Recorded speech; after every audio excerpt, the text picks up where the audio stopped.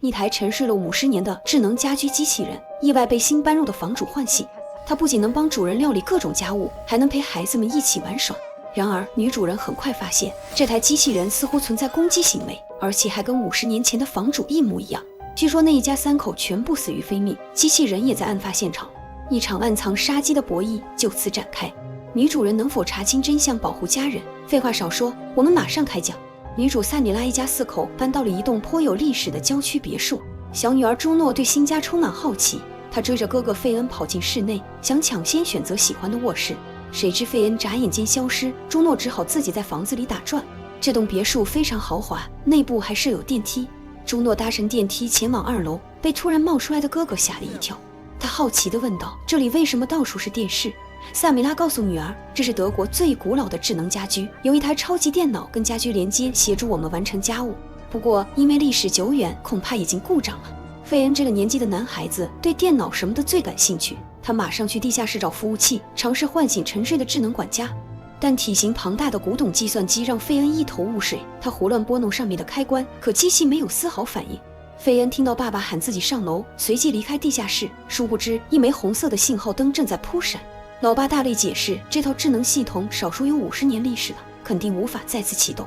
一家人忙着收拾屋里的杂物，费恩在工作室发现一台机器人，马上把它拆开研究，可接好线路后，机器人也没反应。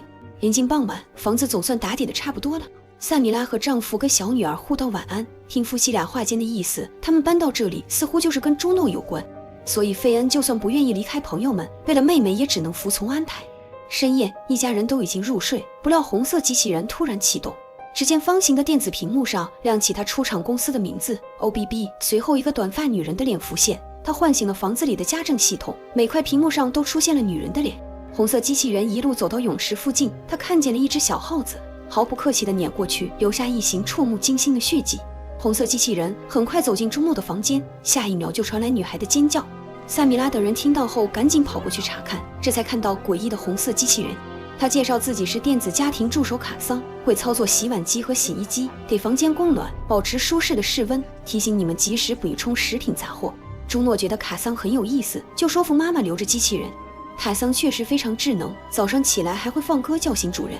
清晨，萨米拉留意到女儿不在，跑到窗边一看，发现她正在跟卡桑埋葬小老鼠的尸体。紧接着背后响起提示音，卡桑已经让厨房煮好咖啡，备好金黄酥脆的面包卷，他很轻易就俘获了这家人的心。这天，萨米拉准备好便当，目送丈夫送2个孩子去上学，谁知一回头吓了一跳。Bist du schon immer so groß? Ich wollte nur deinen reizenden Kindern hinterher schauen, aber dein breiter Kopf hat mir die Sicht versperrt. 萨米拉独自去室内泳池游泳，卡桑则负责清理院子里的杂草，可是他没有绕开朱诺的小老鼠坟墓。Du bist gestürzt. Ein Krankenwagen wird gerufen. 萨米拉看到地上的石头，意识到是卡桑把石块崩进了室内。大卫知道妻子受伤后非常抱歉，是他吩咐卡桑修建草坪，却没有好好检查地面。画面一转，看看学校这边，老师简单向同学们介绍费恩，还特地说明他转校前是个优等生。费恩尴尬地陪笑，不想上学第1天就拉仇恨。谁知一个迟到的金发男孩突然进来，还跟老师示意，坐到了费恩旁边。他主动介绍自己叫史蒂夫。费恩热情开朗，很容易交到朋友，但对妹妹朱诺来说，融入一个新环境可不是简单的事。老师建议让朱诺参加学校音乐社团，这样能早一点交到朋友。大卫夫妻还在为小女儿发愁的时候，自来熟的史蒂夫就已经缠着费恩跟他一起回家了。史蒂夫毛手毛脚，很不礼貌。卡桑眉头紧皱，显然不喜欢这类客人。史蒂夫打开冰箱一看，除了果汁就是汽水。他问费恩，难道没有点鸡尾酒什么的吗？不料卡桑突然插话，指引2人找到了楼下的酒室，连费恩都不知道这个房间的存在。不久后，萨米拉和丈夫带着朱诺回家，他拿不准要不要让女儿参加社团，因为朱诺的精神状况不稳定，抗压能力又比同龄小孩差，他害怕对方参加社团后会犯恐慌症。卡桑躲在门口偷听到2人的谈话，转头就去找朱诺聊天，并且故意将话题引到社团上。他调出卡拉 OK 模式，陪着朱诺一起唱歌跳舞。Du machst es so toll, meine Prinzessin. Du solltest auf jeden Fall in die Musik AG. Danke. Schade, dass deine Mama das nicht erlauben will. Sie glaubt, dass von deinem Gejaule die Milch sauer wird. 朱诺受到打击，一直闷闷不乐。大卫没发现女儿不开心，一个劲夸卡桑削土豆片够快。萨米拉闻言却有些担心，这个机器人底部有割草的刀片，手部还有搅拌机、削皮器。如果这些锋利的设备不小心伤到2个孩子怎么办？朱诺打断萨米拉的思绪，主动提出想加入音乐社。Es soll noch im Dezember eine große Aufführung geben vor der ganzen Schule. Ja und? Muss er nicht kommen, wenn ich dir peinlich bin? 萨米拉见状赶紧追过去道歉，好在朱诺很好哄，也知道妈妈很爱自己。但萨米拉清楚，以朱诺的性格，绝不会主动提议加入社团，一定是有人跟他提起过。大卫表示这件事跟他无关，8成是老师和朱诺谈过。萨米拉不再多想，继续收拾工作室。他翻到一个陈旧的箱子，里面是前主人一家的照片。他猛然发觉，这位女主人好像就是卡桑的原型。卡桑看到这张熟悉的面孔，思绪不禁飘回数十年前。他趁萨米拉离开后继续翻看相册，谁知一张4人合照让卡桑瞬间翻脸，他直接引爆了放映机，火焰很快在室内蔓延。萨米拉和丈夫很快被火警声吵醒，两人赶紧带上孩子逃离室内。卡桑则打开灭火装置，及时扑灭火焰。萨米拉看到照片被毁，有些惋惜。她告诉丈夫，自己看到了卡桑的原型，他们一家曾经住在这栋房子里。大卫不在乎照片的事，他觉得这场火灾是因为萨米拉疏忽引起的，毕竟对方是最后一个离开这里的人。然而萨米拉确信自己关掉投影仪后才上床休息。她因为丈夫的质疑心生不快，殊不知自己前脚刚走，卡桑又开始颠倒黑白。她说起火的原因是因为萨米拉碰到桌子，导致酒瓶洒到了正在运行的投影仪上。夫妻俩的关系隐隐变得很紧张，萨米拉只好埋头工作，不让自己胡思乱想。这天，好朋友米娜打来电话，问萨米拉适应的怎么样。通过两人的谈话可知，萨米拉的姐姐凯西自尽，对他们一家造成了严重冲击。萨米拉很想念姐姐，尽管两人从小一直打架，凯西还屡次3番把她锁进柜子，吓得萨米拉半死。但两人永远是最亲近的姐妹。卡桑听到通话内容若有所思，他故意说拿不到仓库里的土豆，拜托萨米拉帮忙。谁知后者一走进仓库，卡桑就把门锁住。萨米拉很怕幽闭空间，拼命地敲门求救，但卡桑却悠闲地走进厨房，用锋利的刀片切割面包。而此时大卫正在送儿子上学，刚好碰到史蒂夫过来打招呼，他这才认出大卫是著名作家，于是埋怨费恩不早点告诉自己，我妈妈可是你老爸的书迷。 Achso, hast du meine... Du sollst ja mal rüberschauen, ne? Nicht, dass sie merkt, dass ich das nicht selber gemacht habe. Geil, danke. 显然，史蒂夫把费恩当成了一个代写作业的工具人。费恩意识到这一点后十分生气，一放学就甩开史蒂夫离开。谁知后者不依不饶地追上来，说我是怕别人说闲话，才有意跟你保持距离。这里暗示得非常明显，费恩的性取向有些特殊。等大卫回到家后，发现妻子被关在仓库，萨米拉浑身冷汗，说卡桑故意把他锁进仓库。但大卫却说门并没有上锁，而且我一回来，卡桑就说你的情况不太对劲，而且还叫了救护车。这中间一定是有什么误会，毕竟卡桑只是个电脑程序，怎么可能会故意伤害主人？萨米拉没有被丈夫说服，她悄悄打给房屋中介，想了解更多关于卡桑的事，但中介也不知道太多信息，只说这里的原房主叫霍斯特，不过他已经去世很久了。中介建议萨米拉可以去市档案馆查一查有关霍斯特的资料。萨米拉马上前往档案馆查阅，霍斯特正是 OBB 的首席执行官，他的妻子就叫卡桑。真正的卡桑死于1972年12月的一场疾病，而且不久后霍斯特也遭遇致命事故身亡。萨米拉忙着查阅资料，大卫也埋头创作下一篇小说。至于费恩跟史蒂夫重归于好，两人窝在卧室写功课。朱诺想展示一下社团学的舞蹈，却没有一个人搭理他，只有卡桑主动过来邀请朱诺展示新学的舞蹈。等萨米拉回家后，意识到朱诺有小情绪，所以提议饭后一家人一起玩游戏，趁此机会增进感情。谁知朱诺非要拉着卡桑一起加入，好好的游戏气氛瞬间被打破。因为卡桑故意透露，今天萨米拉恐慌发作，闹得救护车都跑到家里来了。而且卡桑还私下跟朱诺灌输，萨米拉的职业只是捏泥巴，根本就算不上工作，也挣不到几个钱。可事实上，萨米拉的收入不比大卫低。夫妻俩因为是否留下卡桑一事大吵一架。萨米拉为了说服丈夫，把他拉到附近的森林，指着2座墓碑解释卡桑的原型死于1972年。同年，这栋房子被改建成了智能家居。但是几个月后，她的丈夫和儿子就遭遇车祸身亡。而且根据当时的报纸来看，卡桑机器人也在车祸现场。不管怎么看，他都很可疑。但大卫却责怪妻子疑神疑鬼，他希望萨米拉能正常一点，两人才可以继续维持这个家庭。萨米拉泄气地回到家中，想泡个澡缓解紧绷的神经。不料卡桑突然闯进来，他坦白自己确实曾经住在这里，但霍斯特和彼得被迫离开，他对此无能为力。现在，费恩、朱诺、大卫就是卡桑新的家人。Du hast hier nichts mehr verloren. Hast du das gehört? Verschwinde aus meinem Haus. 这栋房子里究竟发生过什么？时间来到1971年，当时的男主人霍斯特一心扑在事业上，家人为了他几乎放弃自我。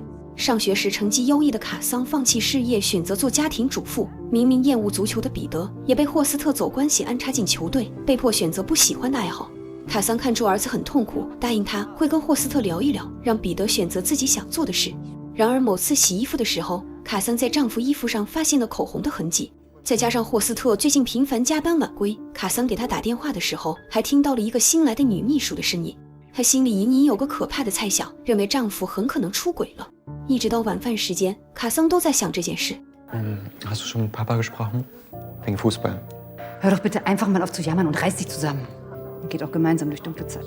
Wenn du willst, dass Papa wiederkommt, dann musst du besser sein als die anderen. 心烦意乱的卡桑早忘记对儿子的承诺，她匆匆打包好晚餐，准备去丈夫的公司一探究竟。卡桑靠近那扇发出异响的办公室门，好在里面的男女另有其人，她松了口气，躲进一旁的实验室。正好看见丈夫进来，卡桑把食盒递给他，解释自己过来送饭。霍斯特不疑有他，招呼女秘书拿去加热。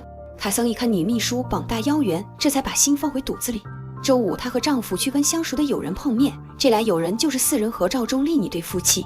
饭桌谈话间，好友吉特透露自己不仅升职，还有了身孕。霍尔斯闻言神情紧张，可惜卡桑沉浸在悲伤中没有察觉。他想起了之前早夭的胎儿，躲在洗手间缓和情绪。吉特贴心地追上来安慰卡桑，还鼓励他重回职场转移注意力。但卡桑甘愿为丈夫牺牲。吉特见状不再多嘴，拿出口红帮他补妆。但卡桑一眼认出这个色号跟丈夫衣服上的完全一致，难怪说防火防盗防闺蜜，原来撬墙角的人就在身边。回忆到这里暂时告一段落，让我们回到现在的时间线。卡桑威胁完萨米拉，又跑去提醒大卫，你老婆好像恐慌症发作了。如此一来，就算萨米拉说清楚刚才的情况，大卫也只会当他神志不清，拿一个机器人做假想敌。不过大卫为了安抚妻子，还是让儿子关掉了总服务器，然后将卡桑关进地下室。但朱诺因此大发脾气，他不愿意失去卡桑这个好朋友。大卫虽然嘴上不说，可心里面根本不相信妻子的话。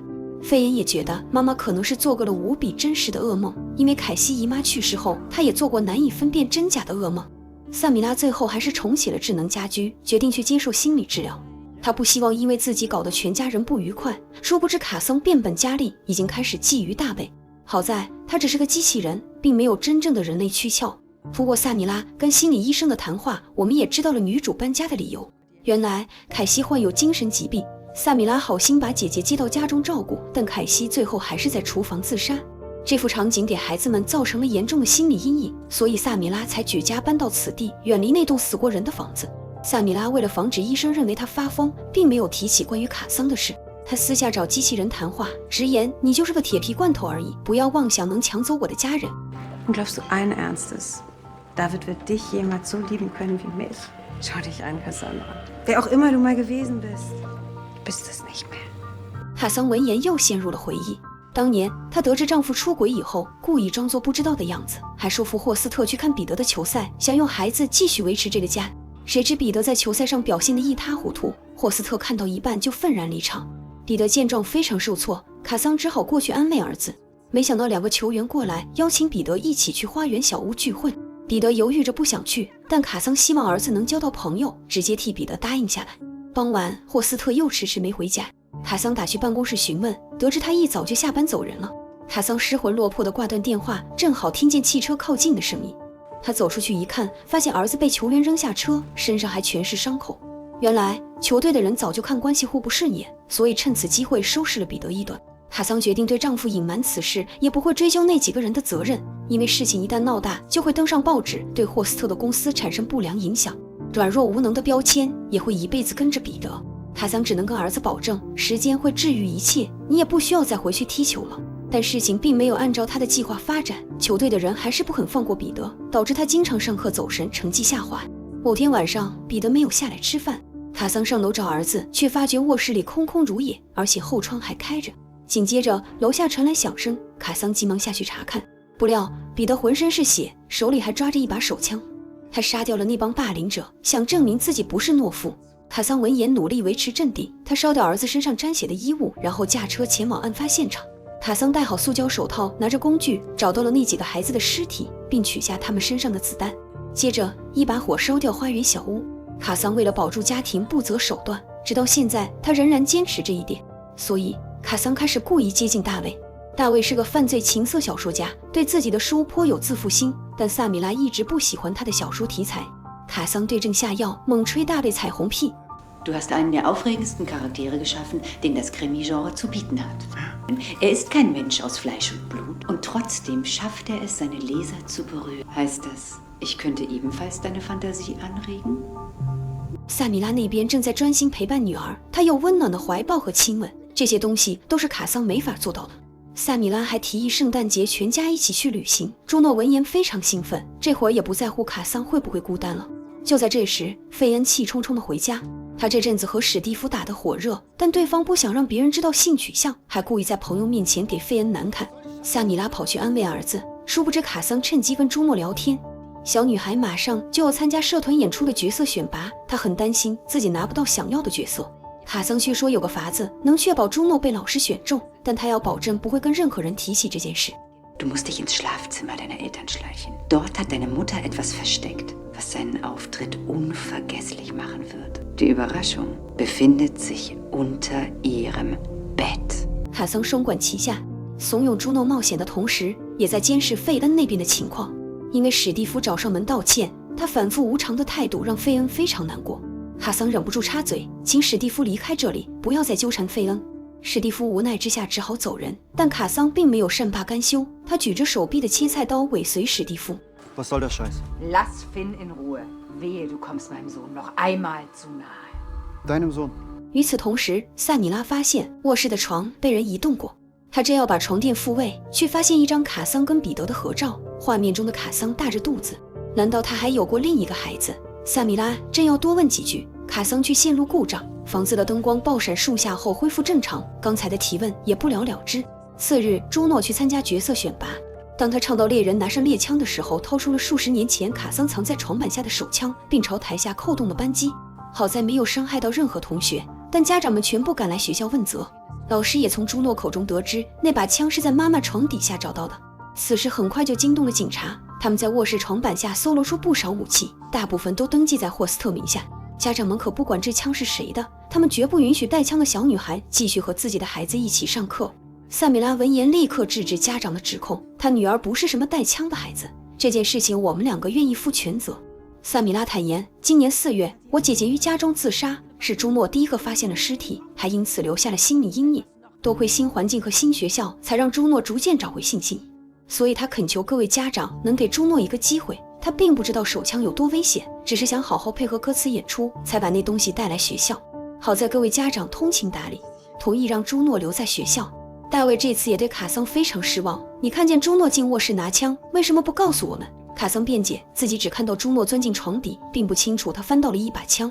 萨米拉则认为，就是卡桑指使女儿去卧室拿枪，故意离间我们一家人。可朱诺为了不背叛朋友，一口咬定是他自己偶然发现了手枪。萨米拉见状非常心急，抓着女儿不停逼问。Juno bereitet mir Sorgen. Samira verhält sich ihr gegenüber sehr aufgebracht. Cassandra hat dir die Waffe gezeigt. Zeig das doch einfach, Mensch. 大卫急忙冲进去抱走女儿，看着萨米拉跟疯婆子一样激动，卡桑趁机茶言茶语说：“为了我们的家，我愿意先关闭自己，至少等萨米拉的治疗有效果了再说。”卡桑说完就关闭屏幕，镜头一转，来到1964年，当时彼得还是个可爱的小男孩，一家人的生活幸福美满。霍斯特经常嘲笑同事生了5个女儿，也看不惯彼得喜欢滑冰这种毫无男子气概的运动。圣诞节那天，他送给儿子全套足球装备，希望对方能阳刚一点。而卡桑看出彼得很不开心，悄悄给了他一双崭新的溜冰鞋。霍斯特发现后，指责卡桑太溺爱孩子，彼得现在简直是个娘娘腔。从那时起，霍斯特就动了心思，准备再要一个孩子。卡桑也很快怀有身孕。霍斯特提前选了很多男孩名字。Aber was, wenn es ein Mädchen wird? Bitte nicht. 霍斯特为了确保万无一失，带着妻子前往公司，他们有最先进的仪器，可以确认胎儿的性别。这套机器仍在实验阶段，紧张的卡桑忍不住推开设备，不过看霍斯特脸拉得比驴还长，就知道这次是个女孩。卡桑非常开心，因为他一直想要个女儿。然而在某个风雨交加的夜晚，卡桑突然间大出血，紧接着腹中传来一阵剧痛。霍斯特赶紧抱着妻子上车，两人紧赶慢赶前往医院。不料被雷劈倒的大树挡住了去路，霍斯特只好让妻子躺进浴缸，然后打电话向医生求助。结果显而易见，那个孩子没有保住。这边的情况暂时按下不表。让我们回到现在的时间线，尽管朱诺可以继续上学，但学校的孩子都不跟他玩。老师无奈地告诉萨米拉·纳莱斯女士，不让她女儿艾米丽接近朱诺，而艾米丽是这里最受欢迎的学生。萨米拉认为，只要想法子邀请艾米丽到家里玩，让女儿跟她打好关系，就能解决被孤立的问题。巧的是，纳莱斯是大卫的书迷，所以萨米拉把这件事交给丈夫去办。大卫立刻前往纳莱斯的书店，提议要在这里办个读书会。只不过朱诺最近很需要人陪伴，纳莱斯闻言马上提议可以让艾米丽陪朱诺玩。第二天，他就领着女儿上门。Komm rein, Süße. Ja. Komm. Viel Spaß, Emmy. Tschüss. 与此同时，费恩正在着急地寻找史蒂夫，他突然间不来上课。费恩跑去对方家里找人，只听见史蒂夫的爸爸在谩骂，说是再也不想见到那个儿子。费恩不断拨打电话，总算联系上史蒂夫。原来对方躲在那间废弃的花园小屋。史蒂夫之所以不敢勇敢做自己，就是因为他有个家暴父亲。费恩担心史蒂夫没地方去，就邀请他来自己家借住。不料史蒂夫突然嗤笑一声说，还是算了吧。那天你们的智能家居追出来，说你是他儿子，还不允许我靠近你。另一边，萨米拉正在跟两个女孩玩捉迷藏。艾米丽对这里不熟悉，正拿不准要躲在哪里。厨房的烤箱突然发出声响，她会心一笑，爬进了巨大的烤箱里。而朱诺躲进洗衣篮中，他正要合上篮子，却无意间看到卡桑的屏幕突然闪烁。此时萨米拉倒数结束，一进厨房就看到了被卸掉的烤架，他毫不费力地找到了艾米丽。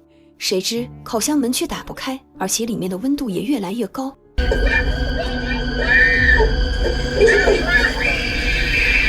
最后消防队及时赶到救出艾米丽，但可怜的女孩2级烧伤已经休克。警方认为萨米拉疏于监管，考虑到她精神状态不稳定，医生建议萨米拉住院观察，这样也是为了2个孩子着想。萨米拉住院之前悄悄塞给朱诺一部手机，让他遇到意外情况一定要联系自己。傍晚，一家人闷闷不乐地用餐。Was ist, wenn das mit dem Ofen nicht Mama, sondern Cassandra war? Wie kommst du jetzt da drauf? Ich habe sie gesehen, an dem Tag, als Emily hier war. 大卫表示，一定是你想象出来的。卡桑不是已经关机了吗？一旁的费恩忍不住把史蒂夫说的那件事告诉父亲。卡桑的表现确实很奇怪，但大卫一直不喜欢史蒂夫，觉得那小子在随口胡扯。费恩赌气准备离开餐桌，谁知卡桑直接冲进来，命令他必须把饭吃完，随后就关闭餐厅的门。Und endlich sind wir auch eine richtige Familie. 眼下整个房子都被卡桑封闭，大卫发现门都被控制，屋里的固话也被切断，而他们向来有用餐时间不能玩手机的习惯。大卫只好翻箱倒柜寻找开门工具。卡桑见状直接威胁，如果你不立刻坐回来听我说完，这里的情况会变得非常难看。Was willst du von uns? Ich bin euch wohl einige Antworten schuldig. 我们接着说回1972年，因为球队里莫名死去了3个男孩，所以学校组织了一场慈善比赛，借此纪念他们曾经的付出。这种关头，彼得肯定不能退出球赛。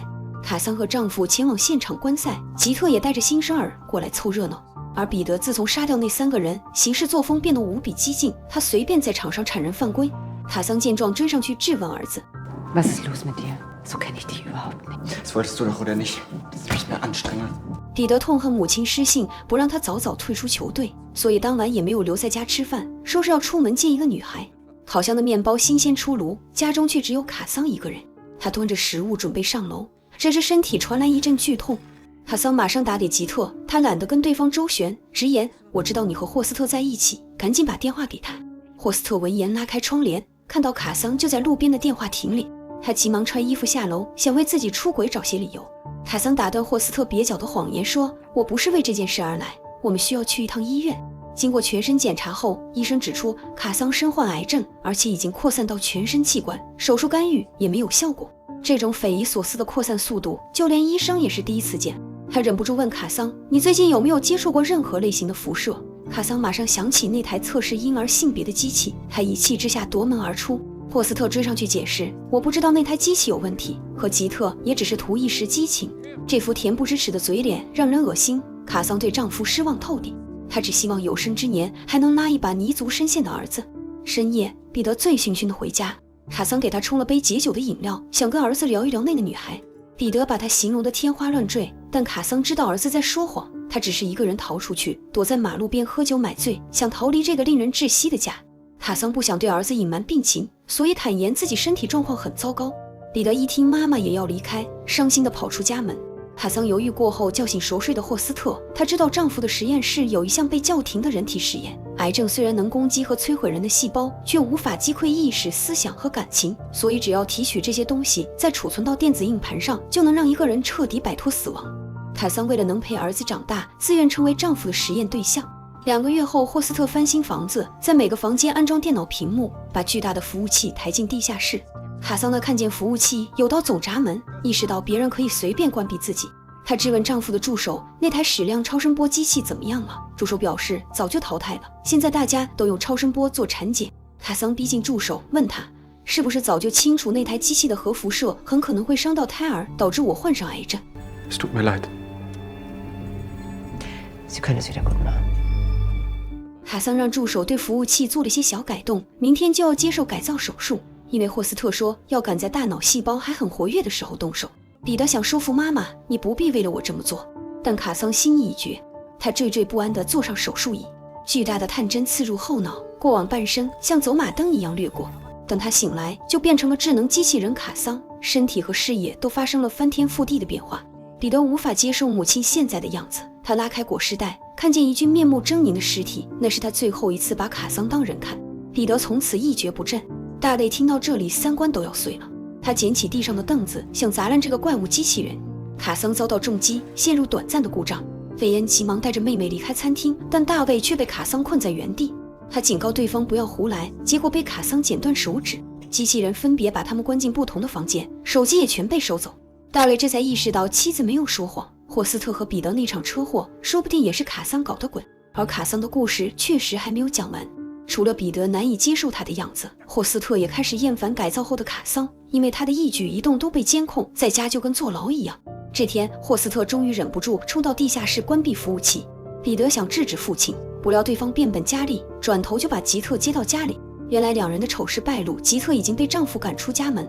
Nicht unser Problem, du kannst doch nicht einfach irgendeine andere Frau hier reinlassen. Ist nicht irgendeine andere Frau, Peter. Thomas ist mein Sohn. 霍斯特哄睡小儿子后离开卧室，殊不知刚才的话全被卡桑听到了。多亏那位助手帮忙，除了卡桑以外，任何人都不能关闭他。楼下的吉特毫不知情，俨然已经把自己当成女主人。他正要去烤箱拿食物，谁知项链突然被勾住，把他半边脸烫到毁容。卡桑趁乱将婴儿车推到楼下，多亏彼得及时抓住车子，才没有酿成大祸。霍斯特见卡桑没有关机，心中大骇，急忙带着家人逃离别墅。彼得不想丢下妈妈，几次三番要求父亲停车，然而霍斯特却无视他的要求。彼得二话不说就要跳车，霍斯特立刻伸手阻止儿子，他一不留神撞上了路边的大树。等卡桑追上来的时候，父子两个已经昏迷，生死未卜。绝望的卡桑崩溃大喊，下一秒就关停死机。偌大的房子里只有烤箱不停闪烁，一个金发小女孩在反复掰电闸，她面目丑陋，宛如怪物。原来那个被辐射影响的女婴并没有死亡，只是面目丑陋不是常人。霍斯特不会让这种怪物毁掉自己的名声，于是决定把女儿藏起来，不让任何人知道她的存在。镜头一转，回到现在，圣诞节马上就要来临。萨米拉鼓起勇气联系丈夫，问他什么时候来看自己。谁知大卫说最近没法去医院，他带着2个孩子出门旅行了。大卫也不想欺骗萨米拉，但卡桑正举着熨斗威胁他。费恩和爸爸不同，他没有坐以待毙，而是装出想缓和关系的样子，恳求卡桑放自己出去买棵圣诞树。如果不好好安抚朱诺，他永远不会忘记生母。卡桑觉得有道理，但他不肯放费恩离开，而是以对方的性命为要挟，让大卫1个小时内把树买回来。后者飞速上街去买圣诞树，并且偶然碰见了奈莱斯。他赶紧跟对方解释，伤害你女儿的人是我们家的智能机器人，而且他没收了我的手机，软禁了我和家人。大卫拜托奈莱斯帮忙报警，并且提醒警察不要随便按门铃。奈莱斯觉得大卫疯疯癫癫，急匆匆上车逃走，也不知道有没有听进去。另一边，朱诺躲在衣柜，用偷藏的手机反复联系妈妈。然而精神病院早已没收所有病人的通讯工具。朱诺正想给妈妈发条短信解释情况，谁知卡桑突然拉开柜子，好在他反应够快，没有暴露手机的存在。朱诺假装开心的样子，陪卡桑一起唱卡拉 OK， 而塞米拉偷偷拿走护士的钥匙，跑去储物柜找回手机。关键时刻手机没电了，他好不容易充上电，女儿的未接电话就挤爆了通知栏。塞米拉火速给朱诺回电，不曾想来电铃声一响起，卡桑就发现了手机。塞米拉打不通电话，只好拿着手机去找护士，展示上面一连串的未接电话，说自己很担心女儿。护士体谅他作为母亲的心情，就用医院的电话打给大卫，谁知对方没有接通。就在这时，朱诺来电，解释自己只是想祝妈妈圣诞快乐，毕竟卡桑指着他的脑袋，朱诺不敢违抗命令。Wenn ich zu euch kommen soll, musst du das einfach nur sagen. Ich bin sofort da. Nein, wir sind im Urlaub. 不久后，大卫带着圣诞树回来，卡桑准备好了圣诞晚餐，要和家人们一起享用。不料史蒂夫突然找上门，卡桑把手按在朱诺身上，威胁费恩赶紧把史蒂夫打发走。后者顾及妹妹的安全，只能依言照做。好在塞米拉那边没有放弃希望，他趁护士不注意溜出医院。院方很快联系大卫，告知详情。卡桑得知塞米拉逃走后，意识到他肯定会回来搅局，所以让大卫杀了塞米拉。Können Sie mich nicht zwingen, die Mutter meiner eigenen Kinder umzubringen? Ach nein? 卡桑警告大卫，我不会伤害孩子们一根毫毛，但你只个可有可无的角色，如果没有价值就会被抛弃。与此同时，塞米拉打碎地下室玻璃，悄悄潜入别墅内部。大卫喝掉一杯威士忌，拿起武器上楼。卡桑故意让孩子们看到这一幕，让他们亲眼看着父亲想杀掉母亲。两人倒在地上殊死搏斗，塞米拉抓起相框砸倒丈夫，然后躲进卧室的衣橱里。只不过大卫很快追了过来，口中还不停解释自己是被逼无奈。眼看他就要走向衣橱，塞米拉意外发现一道暗门，这里就是辐射小女孩的卧室，因为年代久远，还有老鼠乱窜。卡桑见状，推开碍事的大卫，闯进暗门刺了塞米拉一刀，并且警告对方不准进这个房间。塞米拉捂着伤口向前爬，意外看到了那个女孩的尸体。他留意到桌上的相框，猜到这具尸体就是卡桑的女儿。塞米拉质问这到底是怎么回事。卡桑看到女儿也很惊讶，她不应该在这里。霍斯特答应过要带女儿一起走。原来当初那场车祸发生前，霍斯特动之以情，晓之以理，让卡桑放他们离开，还说不该让儿子在这种环境下长大。彼得只要看见你现在的样子，就永远走不出失去母亲的阴影。Wenn du uns wirklich liebst, dann lass uns gehen. Ihr müsst mir versprechen, Maggie mitzunehmen. Sie hat ein besseres Leben verdient. Besser als das hier. 霍斯特假意答应他的要求，让卡桑上楼抱马基下来。谁知卡桑一进屋就被锁住，背信弃义的霍斯特趁机上车逃走，然后就发生车祸意外身亡。卡桑从头到尾都只想保护2个孩子而已。塞米拉抓住这一点，试图说服卡桑放过自己，不要让朱诺和费恩像那2个可怜的孩子一样，年纪轻轻就失去母亲。卡桑听完，总算放弃介入这个家庭，他还不忘提醒塞米拉，大卫不值得托付，我跟他说过不会伤害孩子们。塞米拉冲出去抱住孩子。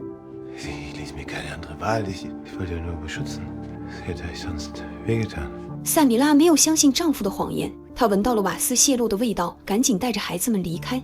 别墅在他们身后发生爆炸，卡桑永远留在了女儿身边。故事到这里就结束了。虽然题材不太一样，但跟孤儿院梅根的故事差不多，都是讲被外来者离间的一家人。父亲永远是此类影片中最容易被蒙蔽的角色，几乎每一部的女主人都会被丈夫亲手送进精神病院。剧情和设定还算有趣，只是不能深究逻辑。不知道的还以为国外报警犯法，每个人都想靠自己解决问题，警察叔叔形同虚设。好在2个女性角色塑造出彩，故事也算完整。